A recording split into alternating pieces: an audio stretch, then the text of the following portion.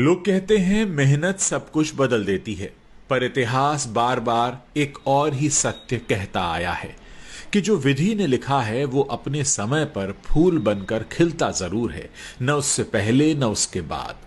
महाभारत में भीम जन्म से ही गदा युद्ध के अद्वितीय योद्धा थे, परंतु वो राजा नहीं बने। राज्य मिला उस युधिष्ठिर को जिसने पूरा जीवन संयम में रखा, फिर भी द्रौपदी का अपमान रोक नहीं पाया। क्या ये उनकी क्षमता की कमी थी? नहीं, ये विधि का विधान था। कर्ण सूर्यपुत्र होकर भी शापों का बोझ लेकर पैदा हुआ। दुनिया ने उसे सूत पुत्र कहा, जबकि कौशल उसके रक्त में था। भगवान श्री कृष्ण ने भी कहा, कर्ण मैं तुम्हारी महानता बदल सकता हूं, पर तुम्हारा भाग्य नहीं, क्योंकि उसे तो तुम जन्म से ही निभाने के लिए आए हो। बुद्ध के पिता ने उन्हें महल में बंद रखा, ये सोचकर कि वो कभी दुख न देखेंगे, और जब दुख नहीं देखेंगे तो सन्यासी भी नहीं बनेंगे। परंतु जब विधि का समय आया तो एक क्षण में उन्होंने सिंहासन छोड़ दिया और दुनिया उन्हें तथागत के नाम से जानने लगी। न उन्हें पिता रोक सके न राज्य, क्योंकि निर्णय ऊपर से था।